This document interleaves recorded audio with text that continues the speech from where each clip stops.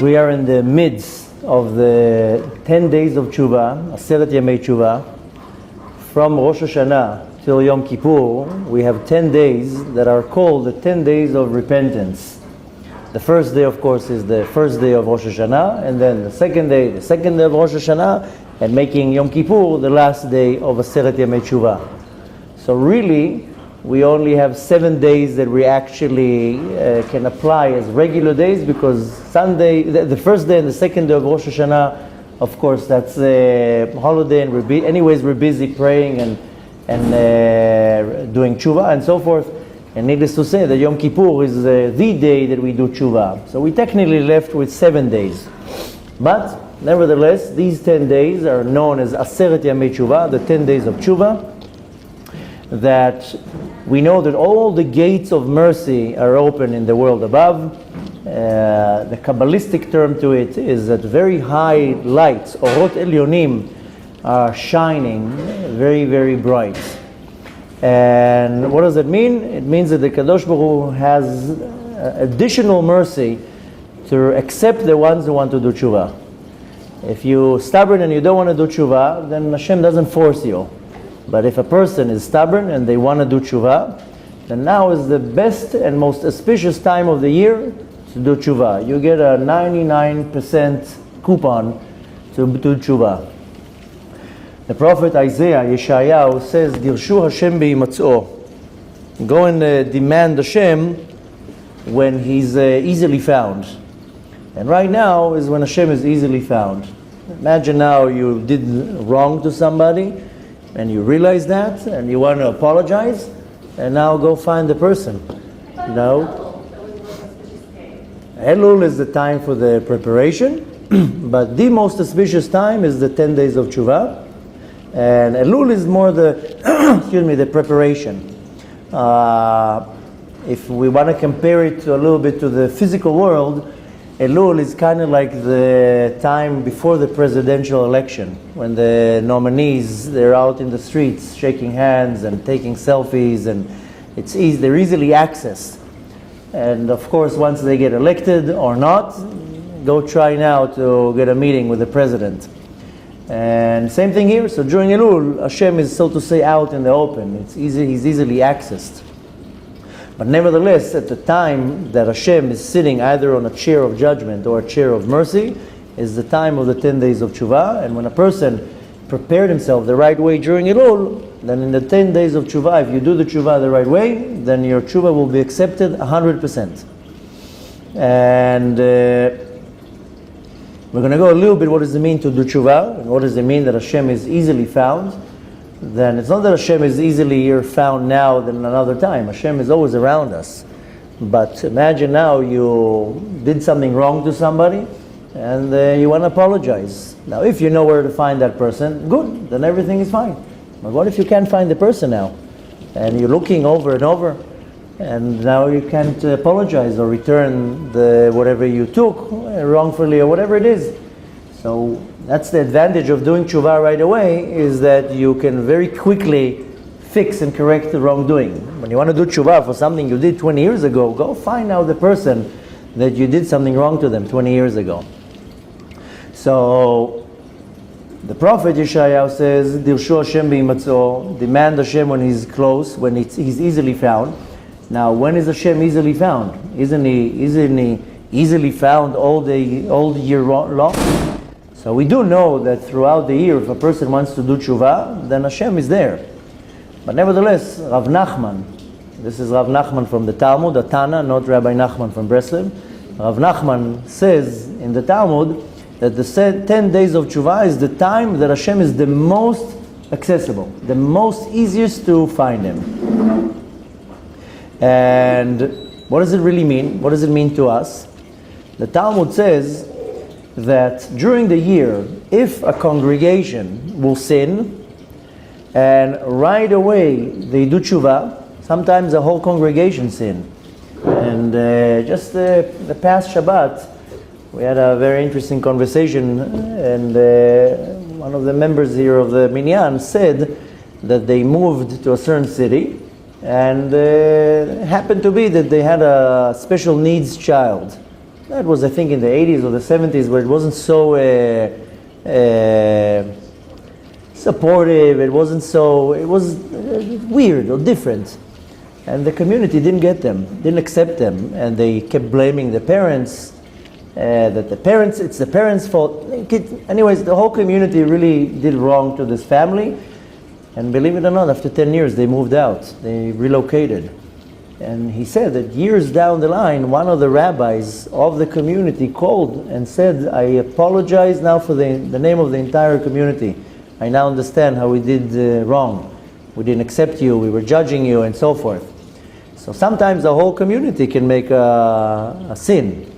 And whether they all realize that, or one person realizes that and arouses everybody to do teshuvah.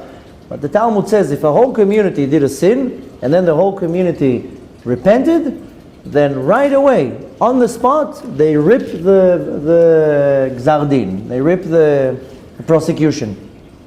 But it doesn't work like this when it's a single person. If a single person did teshuvah, did a sin, and then right away, let's say hypothetically, right away realized that I did something wrong, and he does teshuvah, she, doesn't mean that right away they get off. That doesn't mean that right away the sin is going to be annulled or there's not going to be any prosecution. Rather, the person has to do teshuvah. Then the Talmud says that the person has to wait till Yom Kippur. Now imagine now, on the 11th day of Tishrei, day after Yom Kippur, you do a sin, and right away you catch yourself and you do teshuvah. You have to wait now till the next Yom Kippur, till they deal with the sin. Now your teshuvah will put the sin on hold. They put the file in the on hold stack. But you still have to wait for the next Yom Kippur to be forgiven. So this is when it's a single person. But the Talmud says that on the 10 days of teshuvah, a teshuvah of one person is like a whole congregation. Which means that today, tomorrow, the next day, till Yom Kippur, you do teshuvah, you have the power of a congregation that right away can be forgiven. Of course, you need to do the right teshuvah. So we understand that this is a very auspicious time. This is literally the 99% off coupon. This is the time that you really want to do teshuvah. Now's the time. Because you have the power of a congregation, and you can right away be forgiven if your teshuvah is real. If the teshuvah is real, then you have a guarantee that the teshuvah will be accepted. Now, it says in the Talmud, this is in the Yerushalmi Talmud, there are two types of Gemarot. One of them is called the Bavli, it was written in Bavel and Babylon, and the other one was written in Yerushalayim, so it's called the Yerushalmi. It's a different sages, and nevertheless, the Talmud Yerushalmi says that there are 3 books that the Kadosh Baruch Hu opens on Rosh Hashanah. The first book is for tzaddikim, and the tzaddikim, they get judged and usually forgiven right away and get blessed on the day of Rosh Hashanah, and they're done with it. This is a real tzaddik. Then there's another book for Reshaim, for wicked people, and they also get judged on Rosh Hashanah, and that's it. They judge and finish. And the third book is for Beinonim. Now I know you just finished our class of Tanya. This is not the Beinoni that the Baal Tanya is talking about. Beinoni means that you have some sins, some mitzvot. This is us. The Beinoni that is mentioned in the Tanya, this is a very high level. This is not us, by the way. And some people, they have some type of imaginary hope that they're a Beinoni in the level of the Tanya. We're very far from being a Beinoni. But nevertheless, the Beinoni that the Talmud is talking about means that a person has, just for the sake of the example, half averot, sins, and half mitzvot. Now, the book of the Beinonim is opened on Rosh Hashanah, but it doesn't get sealed right away. It's opened, and they start looking at the files, looking at the sins, looking at the mitzvot. If you're following all the prayers throughout Rosh Hashanah and the prayers of Slichot, you see how we ask Hashem, erase all our sins, emphasize, highlight, bold the good mitzvot. So we have this book open now from Rosh Hashanah, and don't think that in the heavens they forget anything. Everything is written in that book. Every action, every thought, every word, every look, every blink, everything is written, and everything is going one by one after the other. It doesn't mean that we're doomed, because like we said, we're asking Hashem, erase all the bad ones. Just take a eraser and erase it. And the good ones, then take a marker, make it highlighted or bold it or something. But nevertheless, we have 10 days that the books are still open. That's why in Yom Kippur we say you should be sealed in the book of life, because that's when they seal the deal. Now, the Talmud, the Bavli Talmud, in the tractate Rosh Hashanah, says that if a person does real Teshuvah, then he's guaranteed to be forgiven. And you can be forgiven for every sin you did. Now, we do know Eliyahu Navi, the prophet Elijah, has a book called Tanad ve'Eliyahu. And he says there, why specifically 10 days we have? Where is the 10 coming from? So he answers there that it's corresponding to the 10 tests that Avraham Avinu had to go through. Avraham Avinu had to go through 10 different tests. And as a result from that, then we get 10 days. Avraham Avinu, if you notice, in all of our prayers, and many times we constantly mention the merit of Avraham Avinu, especially on Yom Kippur and Rosh Hashanah and Slichot, because the three, Avraham, Yitzchak and Yaakov, we are, so to say, leaning on their merit. It's almost like a young individual that the father is a great businessman, a great rich person, then he goes to the bank and says, my father is so-and-so. Same thing here. So we use the merit of our fathers, Avraham, Yitzchak, and Yaakov. If you notice, 3 times a day when we pray, we open the prayer by saying the God of Avraham, the God of Yitzchak, and the God of Yaakov. Why are we mentioning them? So we're mentioning them because they have the highest merit of all, that we use their merit. We constantly wave up to Hashem, hey, I'm a descendant. So how they say in the street language, cut me some slack. I mean, that's my father, I'm not so great, but at least take my father's merit. So the book, Tanat ve'Eliyahu, says the 10 days of Teshuvah correspond to the 10 tests that Avraham Avinu was tested, and needless to say that he passed them with flying colors. Now, on the 10 days of Teshuvah, you can look at it as a very positive period, because you can get forgiven like that. But on the other hand, you can look at it in a less positive light by knowing that we're being judged those 10 days severely. I mean, this is the days that we're under a microscope. That's why if you change your actions, then you, so to say, changing what it says in the books. So we have to be very careful, because this is the 10 days that we're we're being judged from Shamayim. Now, if you want to look at it more in the Kabbalistic term, then there's different worlds, there's different sfirot. If you were present at the last week's classes in the Zohar, we mentioned that in the sphira, in the world of Binah, then the light is being removed from there. There's no spiritual light there, which affects the sfirot not to have any shefa, any energy.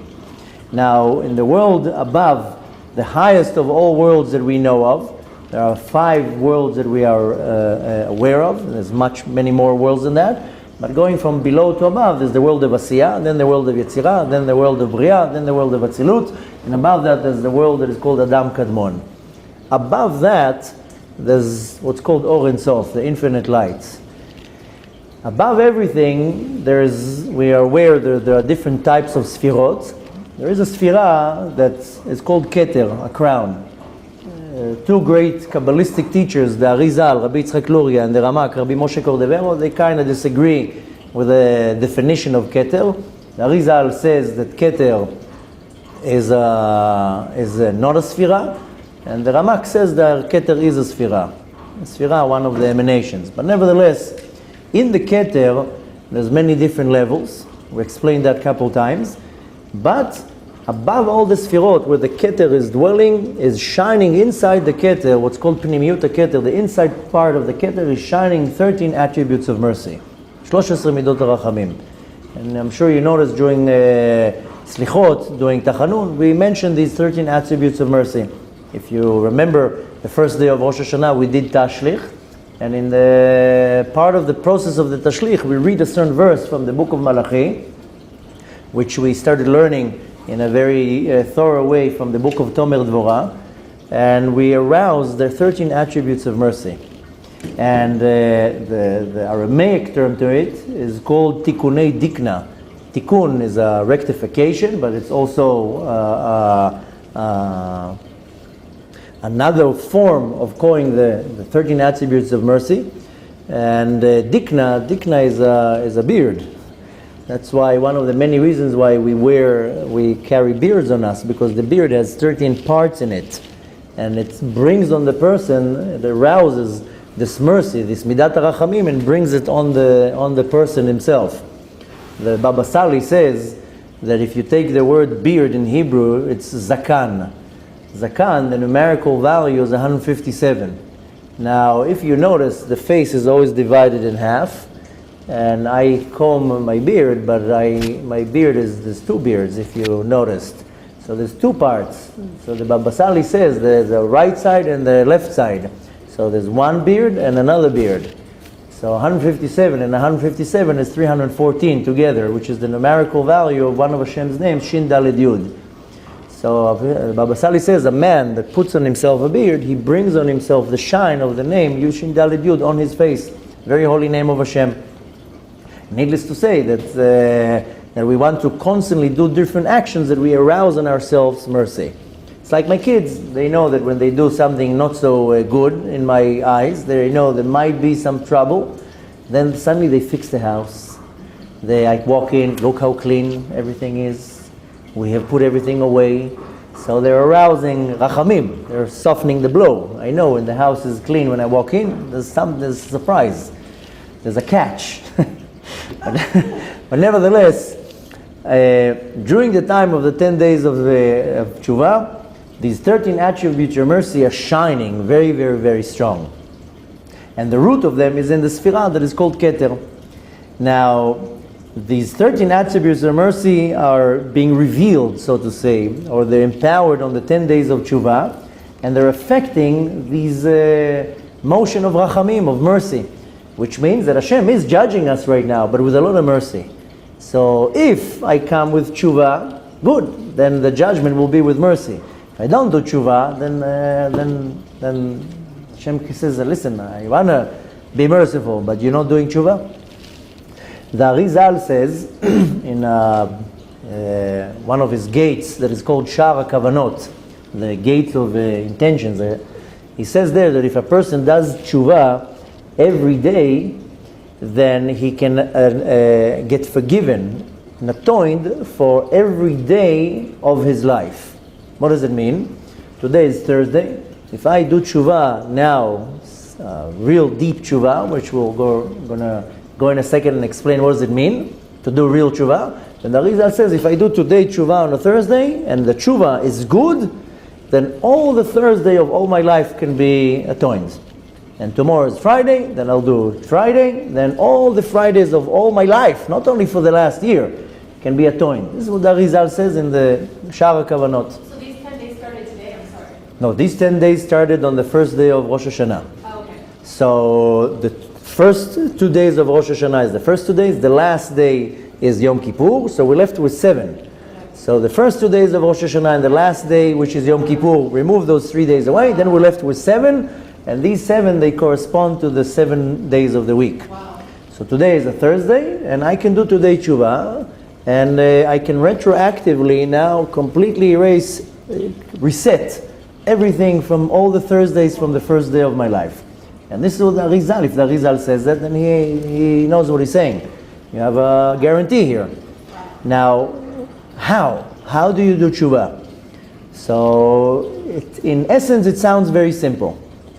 There's a few steps that you need to do. The first and most important step is to have regret, is to feel remorse. If you don't have regret, then the Teshuvah is not 100%. This is the first part. First of all, you have to regret what you did. Now, to really arouse the level of regret is not so easy. And just to give you an example, imagine now you buy a lottery ticket for $1. And then somebody comes and tells you, I'll buy that lottery ticket from you for $1,000. Ooh, really? Just like that?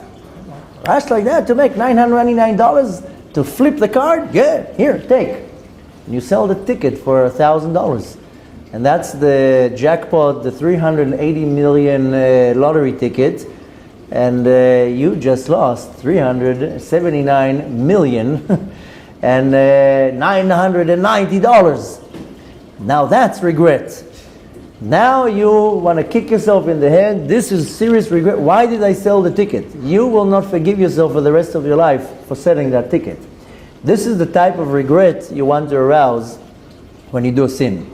So that's why I said it's not so easy to arouse real regret.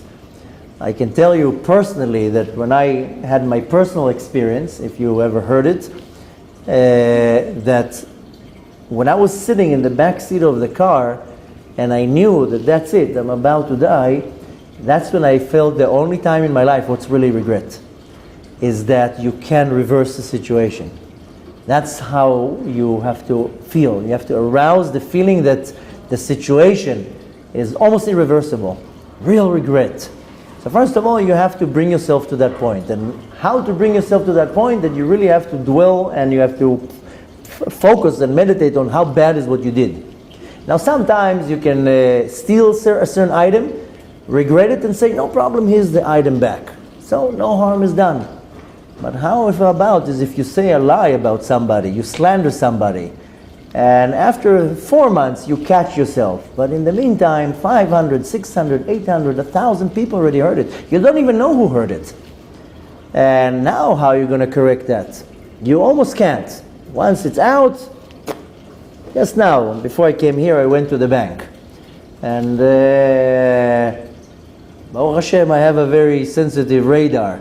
There was once a certain individual, he used to come here to meals on Shabbat, used to come here sometimes to classes. Now I see him in the bank, and I look at him, and I'm about to say, Shana Tova. And he looks at me, and he walks off. And I'm like, ooh. Another one. Another one that got the arrow into his brain. So I was about to approach and tell him, you know, I still want to wish you Shana Tova. I want to wish you Hatzlacha, success in everything that you do. And maybe you should put a filter on your ears, because probably most likely what you're hearing is lies and nonsense and slandering, Lashon Hara, whatever it is. I'm not going to start now changing the world. But the point is that this happened literally 40 minutes ago, when I see on somebody's face that if I knew that openly I did something to this person and he's upset and he's turning his shoulder, I can say, okay, what can I expect? I did something. But I didn't do zero and he's still turning his shoulder, then it can only be that the echo of some whatever nonsense that he got to his ear, that he's turning his shoulder. So now let's say the person that said whatever said now wants to do Teshuvah. How are you now going to reverse everything? How are you going to really go back and change people's minds, take the words that you took, put them back in your mouth? You can't. You just can't. Let's face the reality. You can't. Doesn't matter what you're going to do. The point is that this is where you have to feel the real regret, that you did a damage. That, you know, there's a story. I'll tell you a quick story. It's a long story, but I'll tell you the short story. The short version of it. One time, there was a little village, a little town. There was one shul there. And there was a rabbi, he ran the shul, he ran the community, and he was a busy man, so he had a few helpers. One of the helpers, it's what's known in the shul to have a gabai. Gabai, the one kind of running the physical part of the shul, taking care of money and so forth.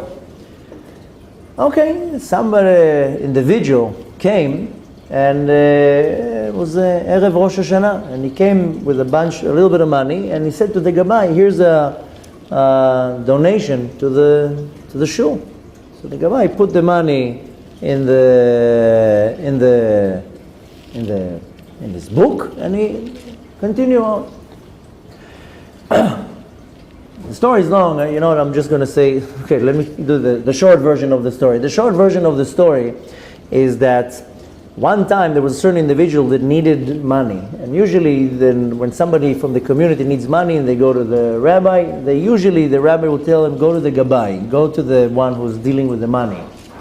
So, and Baruch Hashem, I told you many times, we have different funds of money, and you know, one of them is we collect money that we can help people that need food. So a lot of times people come and tell me, I need food, whatever it is. So sometimes I will be the one who pulls out the money. But anyways, in this story, the rabbi said, go to the Gabbai. Okay. So the Gabbai says to the rabbi, how much should I give him? The rabbi says, give him X amount of money. Okay, so he gives him the money and he goes off. Okay, a while back, the person comes and he wants to pay the money back. He goes to the Gabbai and he says to the Gabbai, here's the money. Okay, the Gabbai takes the money, puts it in his book, whatever it is. He was busy, he forgot, and he continues. Weeks, months pass, and the rabbi is waiting for that money to come back. The Gabbai completely forgot that the money was given already back. And so much money came in, the Gabbai didn't make calculations, wrote down. So they both remember that the person never paid his money, because the Gabbai was looking in his notes and he didn't have anywhere that it says that he got the money back. Anyways, months pass, and both the rabbi and the Gabbai remember this guy never paid the debt back. Okay, came after a while, they, usually how it works, then starts all sorts of gossiping. He didn't pay, he did this, he did that. Before you know it, the whole town knew that it became from a loan that wasn't paid to stealing for taking, and the one little action, innocent action, it started evolving, and the word was out that he took money from the rabbi and never paid it back. Okay, people started turning their shoulders to him. Less people started coming to his business, slowly. And then what, was the straw that broke the camel's back is when he came to marry off his daughter. Nobody wanted to match to, so everybody's like, I don't want to, match your daughter with my son. Long story short, it became so bad that the whole town turned against him. And they end up leaving. They left, they packed their bags and they left the town. Many years down the line, one day the Gabbai opens up a book full of dust, and he opens the book and he finds, the rabbi pulls a book from the bookshelves, opens the book, he finds a bunch of money there. Tells the Gabbai, what is this money? The Gabbai is looking at the book, he's like, oh my gosh, that's so-and-so's money. I remember he came to me, it was a lot of pressure, I just put the money in the book, I closed the book and I put it away, it's that guy's money. And he actually did pay. The rabbi and the Gabbai, they all went publicly to the whole city. Listen, we made a huge mistake. The guy ended up paying. It's not true. But all the word that came out. Long story short, and when they called the person, he says, "Listen, the damage is already done. I already moved. The business bankrupt. My kids couldn't get married. I mean, the damage is done already. It doesn't matter how many times they're going to scream out loud. He gave the money 10 years ago. The damage was already done. You can't reverse it."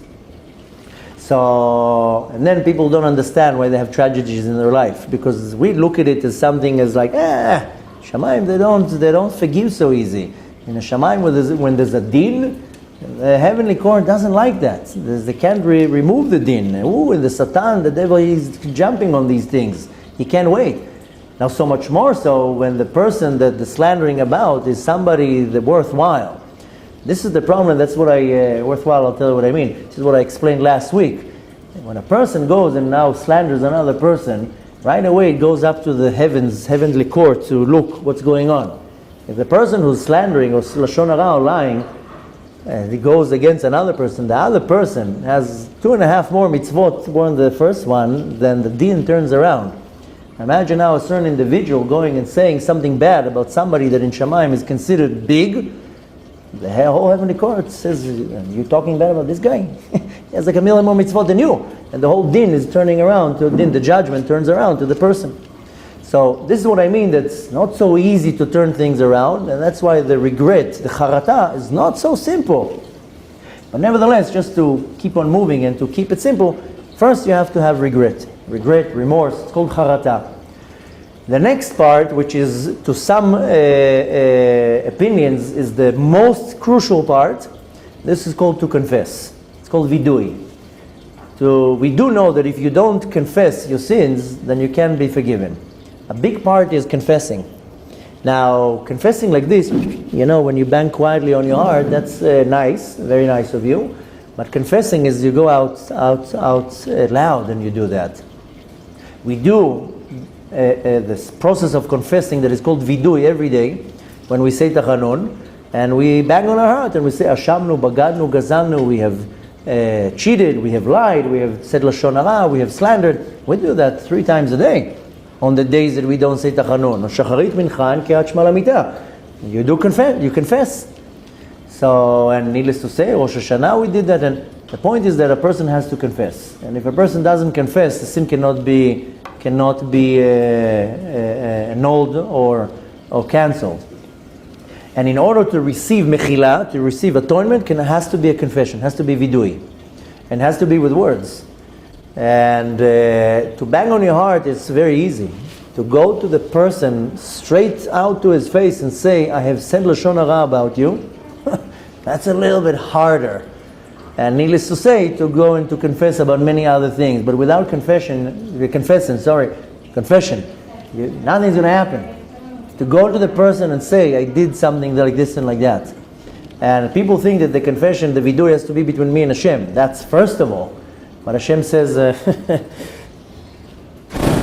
you owe that person an apology. Now, I told you already that not too long ago, this lady came to my wife and she told her, I owe you and your husband an apology. And and my wife is quick to forgive. Sure, okay, no problem. So she's like, well, it's easy to approach. If husband, I don't know, I don't know how I'm going to stand in front of him, because really it's the apologies to him. And my wife told her, why, what are you apologizing about? What is your apology? So this lady said, when you came to Tzfat, there was the first storm that came, and I went and told everybody that your husband is a fraud, and that his whole story about the near-death experience is not true, and I don't believe, and he's this and he's that. Okay, so my wife was like, okay, go talk to the husband. Don't talk to me. She was like, well, first I have to apologize to you. Your husband, I don't know how I'm going to deal with him. And she came here a while ago. I just walked into the building. She couldn't even look in my direction. And she didn't take much long. It took a couple of minutes where she ran out. But at least, she still didn't come, but at least the credit I can give her that she's aware of the situation, and she at least did the first step to go to my wife and to apologize. But that's part of the confession, is to go to a person and says, I talked bad about you. And when my wife talked to her, my wife was like, do you know my husband? You ever spoke with him?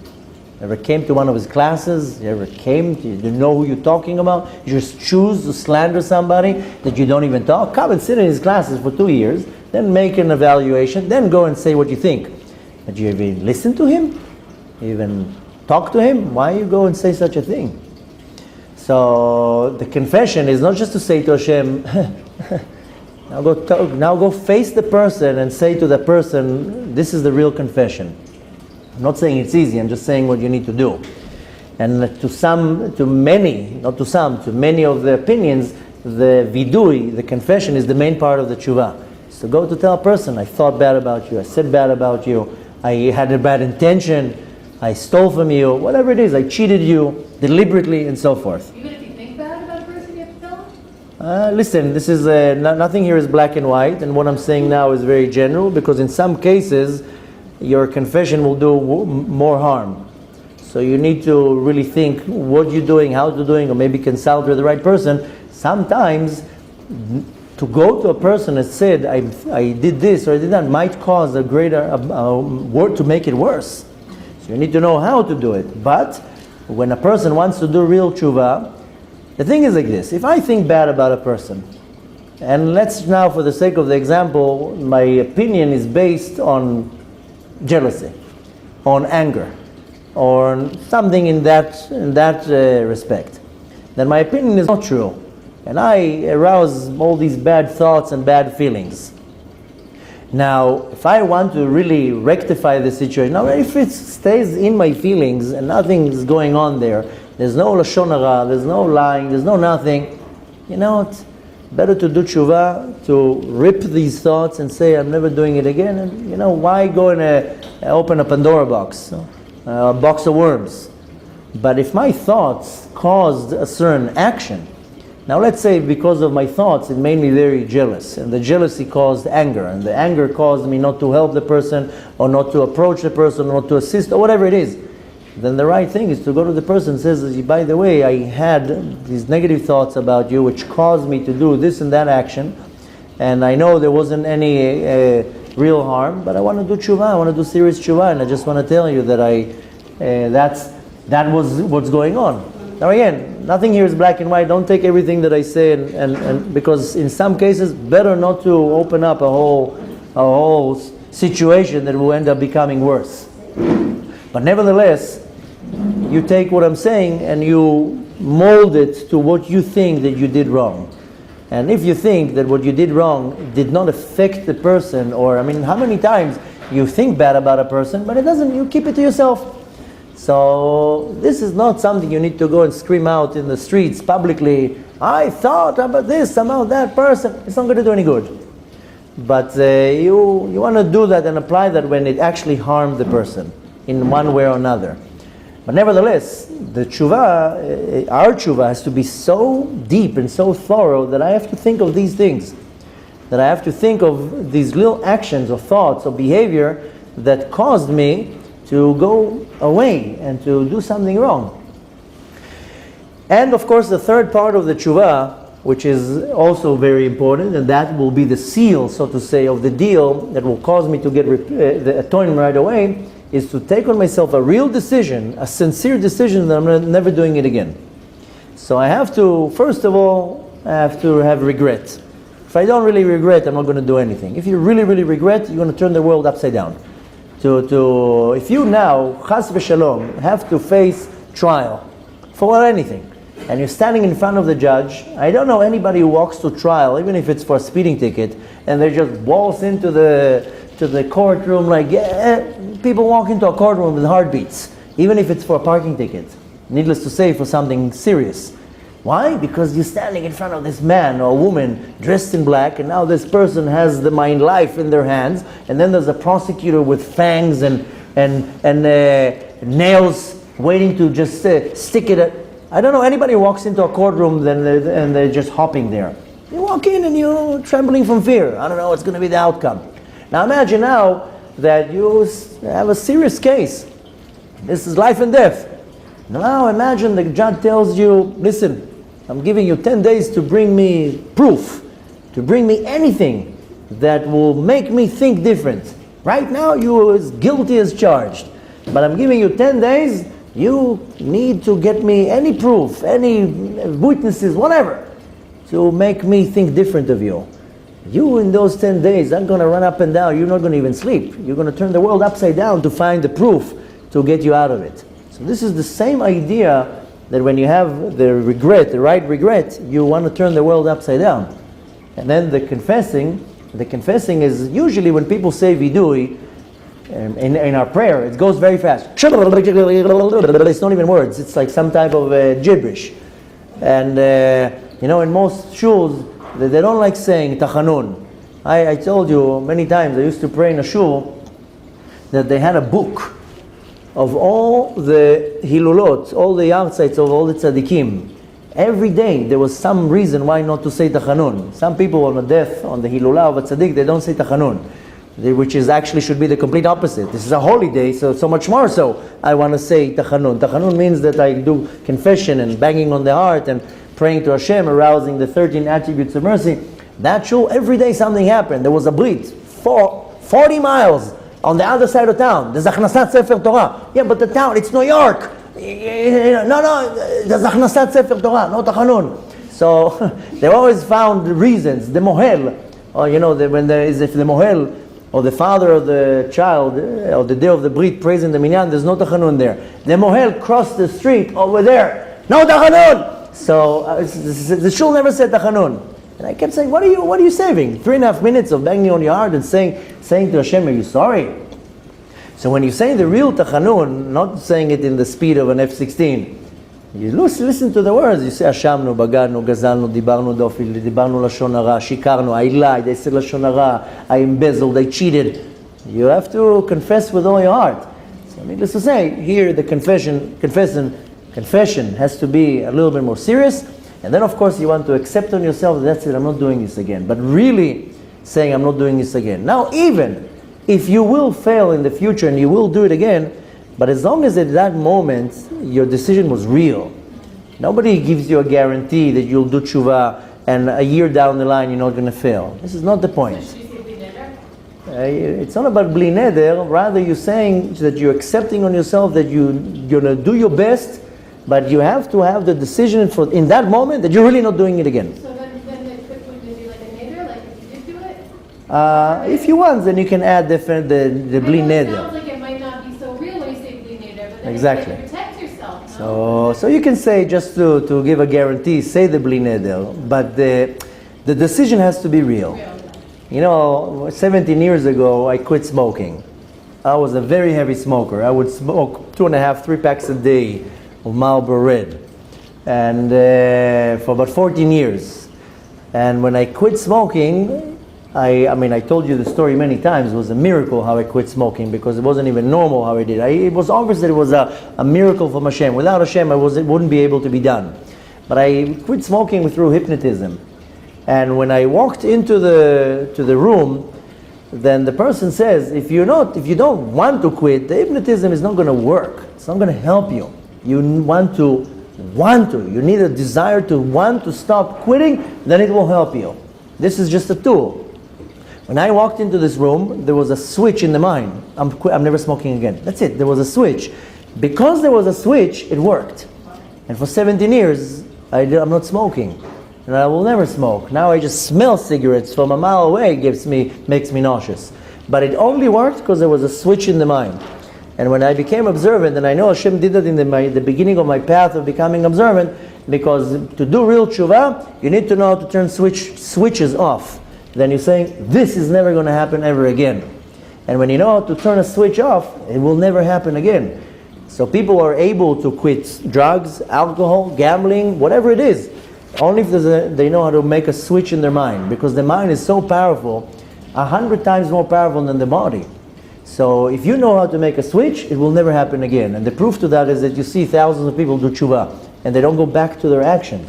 And thousands of people are able to get off drugs and alcohol and many other addictions. So in the beginning of my teshuvah, I told you so many times, my teshuvah was not defined by if I have a yarmulke on or if I have a tzitzit on. Only after 3 years of, so to say, being observant and doing teshuvah, then I started going with a yarmulke. And then only a year later came the tzitzit. And the dress, the costume, the uniform came way, way after. Even when I was in one of the yeshivot that I went to, they had a rule there that you have to be dressed with a black suit. And I was like, I'm not wearing anything. I'm going to wear my denim pants and my nice, regular, colorful shirts, and if you don't want me here, then I'm going somewhere else. My teshuvah is not a jacket. My teshuvah is inside. And if I wear a jacket and I still lie, so what kind of teshuvah is this? I'm lying to myself. And if I didn't refine myself, but I'm wearing the nice jacket and the hat, so what? So it's Purim. So for 3 years, my teshuvah process was how am I eliminating the negative? How am I eliminating false language? Stop cursing. Most people, what comes out of their mouth, I'm not talking about Lashon Hara right now, I'm talking about cursing. What the words that are coming out of people's mouth. Every time I give the exact same example, people bump their leg on the end of the table, they'll say a word. Why say that word? It's not an appropriate word. Say ouch. Don't say this word, and I'm going to start saying the acronyms and the letters.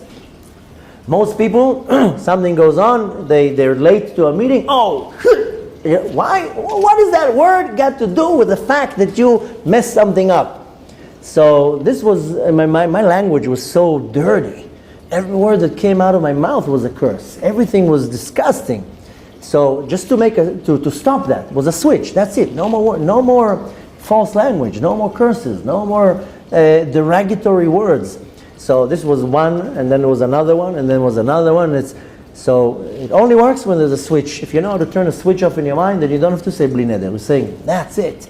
It's never happening ever again. You can say bli neder, just to, so to say, how you say, to protect yourself. But the Kabbalah al Atid, the acceptance on the future, is that in that moment, You're saying that's it, it's never happening again. If half a year, B'ezrat Hashem of course, but if half a year later you fail, okay, that's it's opening again, a brand new sin. So, just so we can continue, so the Arizal says that if you do Teshuvah, you are guaranteed to be accepted, and the Teshuvah will erase any sin. But you have to have the regret, the confession, and the change to the future. Now, and we mentioned Kabbalistically that in the world where the sphere of Bina is dwelling, Bina, even though is placed in the left side of the Sfirot, which is full of Gvura, if you're looking at the structure of the Sfirot, Gvura is underneath Bina. Bina is full of Gvurot. But nevertheless, Bina, on the other hand, is full of Rachamim. Bina is like a mother. Bina is called, in the Kabbalistic term, Ima. So on Yom Kippur, the Sfirah of Bina is shining, very, very, very powerful. That's the time when we really, really can arouse a lot of mercy. Now, the Zohar says that on the 10 days of Teshuvah, there are many heavenly courts. There's not only one Beit Din in Shamayim. I told you already many times that between the worlds, between Bria and Asiyah and the Tzira and so forth, there's heavenly courts, and they look at the files and then they elevate it to the next court. All the Batei Dinim are working all overtime, and they have the permission. That's what the Zohar says, to judge you every little thing that you did during Aseret Yemei Teshuvah. Now, what does really one need to do? If you really want to, besides doing the Teshuvah, now we got the point how to do Teshuvah. I'm not saying again that it's easy, I'm just telling you what needs to be done. If you really want to make sure that you're doing Teshuvah the right way, then there is a saying in the Talmud that says, Kol Adam ma'avir al midotav, ma'avirim lo al kol peshav. Person, what they needs to do is to ignore their own midot, is to completely to forgive. Now, I have my midot, my characteristics. I have pride, I have anger, I have many others. But what will cause me to fail in most times is my ego. If you say something against me, I get very upset. Then it will cause me to react in a certain way. If you didn't listen to me, if you didn't praise me, if you went against me, whatever it is, the engine, so to say, the power that will cause me to fail is my ego. Because if there's no ego, I will not get upset from what you said. If I have no ego, I don't care what you said, what you think, what you did. Anyway, as it is, I feel like a nothing. So I don't get upset. So this is called la'avir al midot, that I take my midot, my grudge, my hate, my anger, my impatience, my ego, and I completely go above them. I completely push them over. So the Talmud says any person that completely ignores their midot, they completely gets forgiven for all their sins. Now, how do you explain it practically? Sometimes a person said something against you, and you know that. Or the person is bothering you in one way or another, and it bothers you. And there's a result. You either talk bad, you either talk back, or you do a certain action. The point is to, even if you are 100% right, and I'm talking here only if you're 100% right. If you're wrong, there's not even a question here. I'm talking if you're 100% right. How many times in the past you are 100% right and somebody wronged you 100%, even if they didn't talk bad about you, they in a business transaction, whatever it is, you use your imagination. You are 100% right. You still have to let go. You still have to completely forgive the person. This is called la'avir al midot. If you notice, 3 times a day when we pray, what do we say towards the end? The end of the prayer, I think, is one of the most powerful part of the prayer, which most people are already tired from standing for 10 minutes. They zoom through it and they're not noticing what they're saying. We say there to Hashem, Ptach libi b'toratecha, open your heart. Hashem, open my heart for your Torah. V'nafshi ka'afar lakol tiyeh. And my soul, my nefesh, should be like dust and ashes in front of everything. So I'm actually saying to Hashem, I want to become so low. So low doesn't mean that I'm a shmate. It just means that I don't want to have any ego. Kill my ego. I want my ego to be like afar, like ashes. V'nafshi ka'afar lakol tiyeh means that I should be nothing in front of anybody. If somebody says something bad about me, he must be right. And even if he's not right, I still forgive the person. And somebody did something wrong for me, I still forgive the person. I told you the story with a good friend of mine now when I was in this last trip, that he hired a certain individual to do work around the house.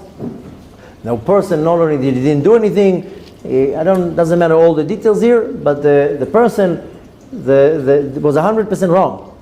And came and demanded money, whatever it is, and he ended up taking my friend to court.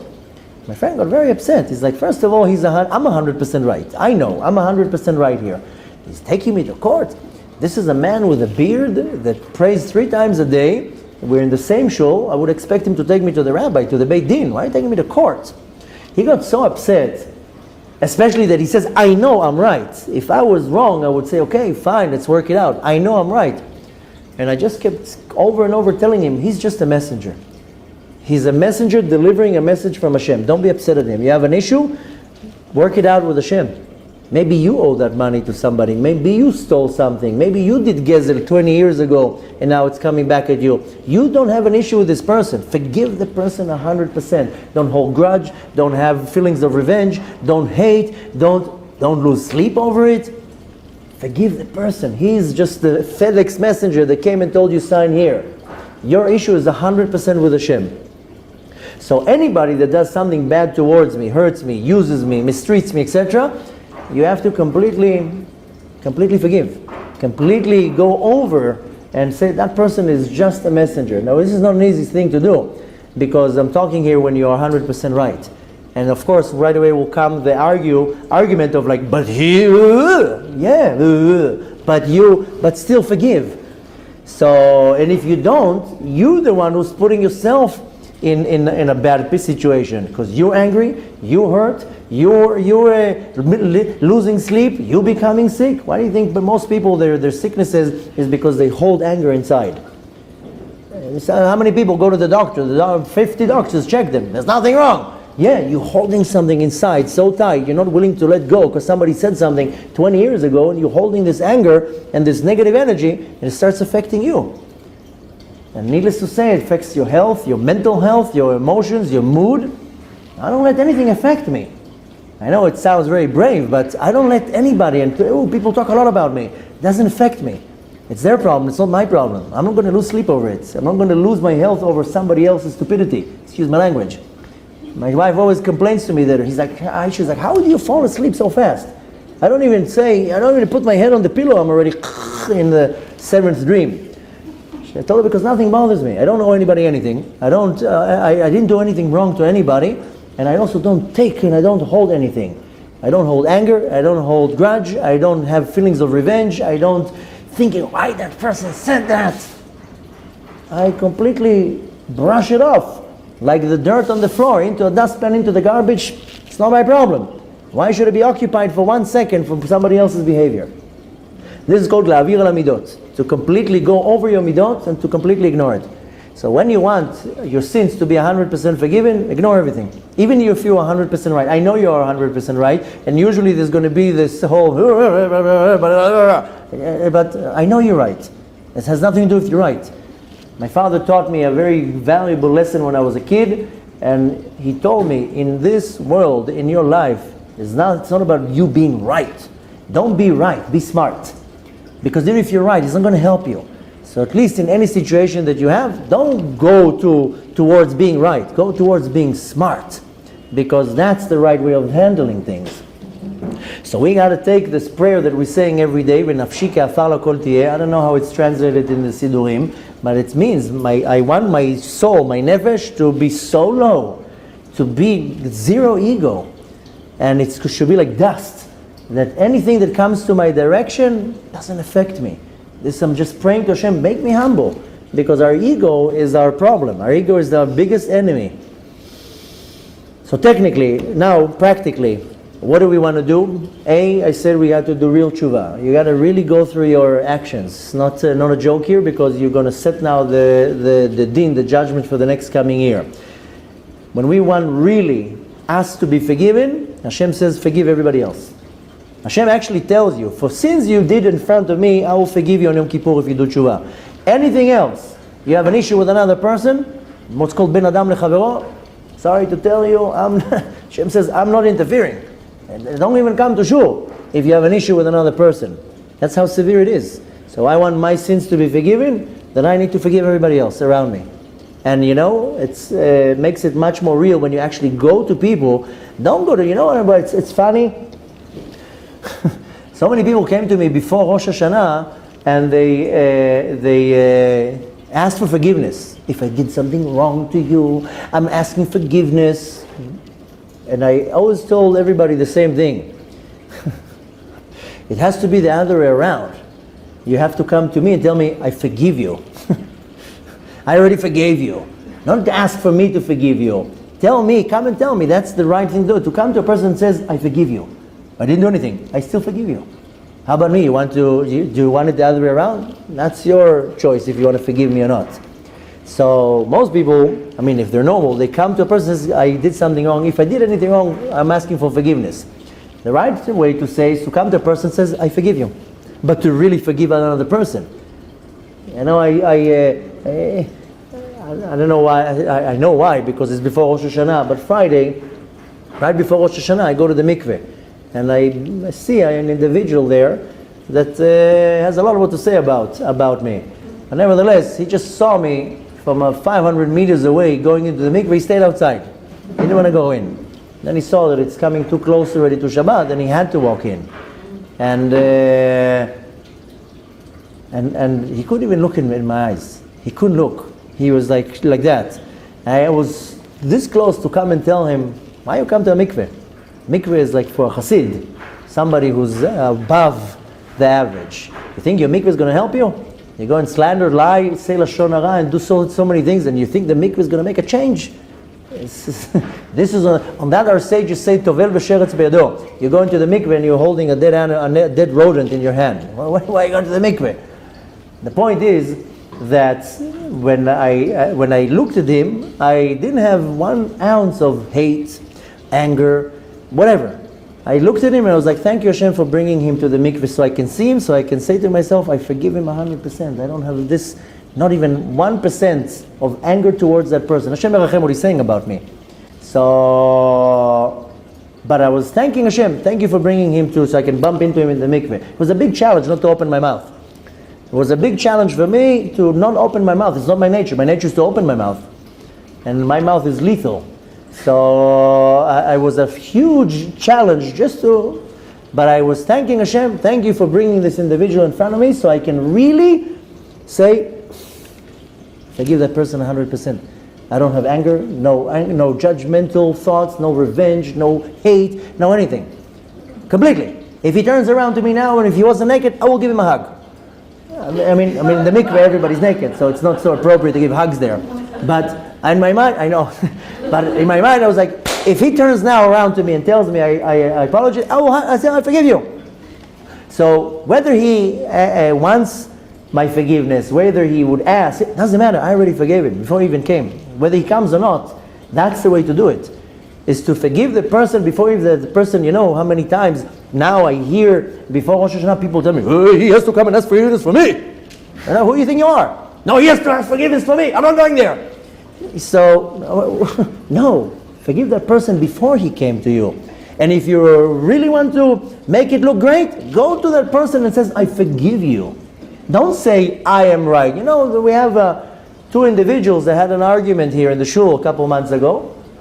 And one was more mature than the other. And look at the unbelievable Ashgacha Pratit. He wasn't here for Mincha in Rosh Hashanah. Told him, where were you? Mincha, Rosh Hashanah, you're missing the praise. Like, don't ask who I bumped into. I was going from my home to the shul, and as I'm going home, Mr. X is coming out of his house. I was like, this has to be Ashgacha Pratit. Rosh Hashanah, the person that I had some argument with him, just walking out of his house. I'm going to hit the iron while the iron is still hot. And he came, and Mr. X is 100% wrong, and Mr. Y is 100% right. And Mr. Y still said, I forgive you, let's work it out. And he completely forgave the person.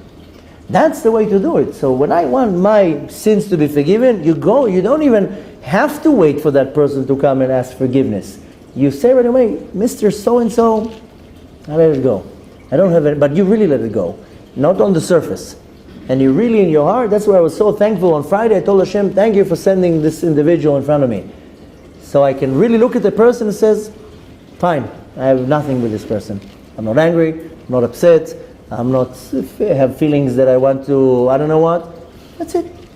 Baruch Hashem. That's really the right way of doing it, and that's why we know that before Yom Kippur, it's custom, people go and they ask forgiveness from other people, but if you do it, it has to be sincere, and even if you don't feel like having any type of encounter with the person, then forgive in your heart. I'm not telling you to go knock on doors right now, but at least in your heart, you should say, I'm really forgiving that person, but really, and you let it go. And you know who's going to benefit from it the most? Only you. You'll be happy, you'll be relaxed, you'll be content, you'll feel a rock has been removed off your chest, and you'll be blessed with a great year. Now, if, this is what the Zohar says, if I don't forgive another person, somebody did something wrong to me, and I'm 100% right. No question here that I'm 100% right. But I still don't forgive that person, the Zohar says all my prayers will go straight to the klipot. Their prayers don't even go up, they go down. So that's why it's almost not worth even going to shul. Just stay at home. So that's how severe it is. So you have to know that besides my teshuvah, as you're saying, okay, any person that did anything wrong to me, then I forgive. I completely forgive. And you'll see that your sins will be forgiven. So two things that we need to focus on in the 10 days of teshuvah, besides the teshuvah that we need to do and forgiveness. When we do teshuvah, David HaMelech says, Sur mera v'aseh tov. Move away from evil, move yourself away from evil, and just do good. Move away yourself from evil is I have to see what's the hardest thing for me, what I fail constantly. For one person, it will be lashon hara. Another person will be cheating. Another person will be stealing. Another person will be this. Another person will be that. We all have our challenges. Sur mera is that I really find out what is my challenge, and I acknowledge that this is the hardest thing for me to do. And this is really my tikkun. This is what Hashem wants me to do. If I have a weakness with lashon hara, it means that that's my tikkun. It means that I have to do extra hard work just not to chas v'shalom say lashon hara. Some people, for them, it's the hardest thing to do is achnasat orchim, is to greet the guests into their home. Anything, don't come into my place. So the sur mera, the move away from evil, is realizing what is my hardest challenge and to understand that is my tikkun and that's what I need to do. And the positive part, v'aseh tov, initiate something good, is that I have to constantly add more over what I'm already doing. So if I'm already holding here, then it means now bump it up a little bit more. Whether it's in my strictness in kashrut, whether it's in my observance in Shabbat, whether it's in my modesty, whatever it is, where I'm holding here, okay, let's step it up a notch. One step higher.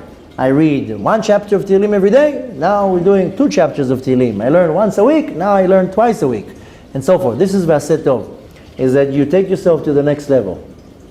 So we want to focus on this 10 days, this is a present from Hashem, to really utilize this time and to understand that I'm very powerful. I have the ability, one person, to do teshuvah like a congregation, it will be accepted. So we already passed the first 2 days of Rosh Hashanah, and we passed another 1.5 days. Yesterday was the 3rd day, and today is the 4th day. We still have Friday, Saturday, Sunday, Monday, and Tuesday to do teshuvah. This is a lot and then of course we're walking into Yom Kippur. So, Bezrat Hashem, we have to take it serious. Tomorrow is a very special Shabbat. It's called Shabbat Shuvah. Shuvah, not Tshuva. Shuvah because it's named after the Haftarah that we read. And this is the Shabbat that we can really focus on our tshuva and do a change. And the point is that we want to prove to the Kadosh Baruch Hu that without nedarim, without guarantee, I'm doing my best. I'm giving it the best shot. And you know what? When you're really sincere, then the Kadosh Baruch Hu helps you. It says, a person comes and makes the step and says, I want to be good, then Hashem says, I'm going to assist you. I'm going to help you. I'm going to make it all work for you. So don't blow it up or waste your time. This is not 10 days for going on trips and going on hikes or whatever it is. It's 10 days. I mean, if it helps you do teshuvah, go on a hike. But I'm saying it's not the time that you want to waste rearranging the furniture in your home. This is time that you want to reflect and think and do teshuvah, do serious teshuvah. I always work, I always have notes. I like writing everything, because when you write it, it's very organized. And you can see, I now have notes. What is my agenda for the next year? What are my goals? What are my wishes? What do I want to do? What are the things that I need to change? What are the things that made me the most disappointed the last year? Not talking about mundane things. I make a list. What are the things that I set as goals the year before and I disappointed myself? I didn't do it. I made 20% of what I wanted. And that's how I work. I like working with clean, very clear notes, so I can see, okay, now what's the agenda? What are we working on? And you want to do that because this is a very crucial year. I said that not once and not twice. We are going to be now in the last year of the 70s. And not the 70s of the Rolling Stones. The 70s because we're in Tafshin Ayin Tet. This Ayin is 70. And we're having now the last year in the 70s. To the next year will be Tafshin Pei, the 80s. So we have a year that is a very auspicious time. David HaMelech says, Yamei Shnotecha, he says, 70 shana. The days of our life are 70 shana, 70 years. B'im b'gvurot 80 shana. If in gvurot, in severities and judgments, it's 80 years. So now we're in the years of the 70. We have an opportunity. If we go to the year Tafshin Pei and on, then we have a decade of gvurot, of judgments, of very strong dinim. We don't need this headache. So we have to really prove to the Kadosh Baruch Hu that we want to make a huge change. And the change is not only for myself, the change is how am I affecting the surroundings, my immediate surrounding, my family, the community, the place I pray, the city where I live in. We talked about it during holiday Rosh Hashanah, and I said the sticker, the bumper sticker of Tafshin Ayin Tet is Bakesh Shalom V'Radfeu. Pursue peace. Ask for peace and pursue it. It's all about peace. Kadosh Baruch Hu says, I want peace. You're not impressing me how long your beard is, and you're not impressing me how black your suit is. You're impressing me when you pursue peace. That's what the Kadosh Baruch Hu wants. He wants us to get along. So we need to know how to remove our anger, remove our judgmental thoughts and feelings, remove any feelings of revenge and animosity and whatever it is. I'm right, he's wrong, he owes me. You gotta go above that, above your level, and to completely wipe it off. And to prove to the Kadosh Baruch Hu that we're more mature than little kids. I'm right. That sounds like my 5-year-old. She started. Okay, still forgive. So what if she started? This is an approach of a 3-year-old or a 5-year-old. He started. He took first. That's how we sound in the eyes of to Hashem. Then we say, I'm right. He has to say sorry. Hashem is like, what are you, a kid? You're right. It's not about being right. It's just doing the right thing. B'ezrat Hashem, I hope we have enough tools now to apply in the next couple of days. And I say in the names of others, not me, but in the name of the Zohar, in the name of the Arizal and many others, you have a guarantee. You do teshuvah, you are guaranteed to be forgiven. You're getting a free ticket here. So don't waste the time.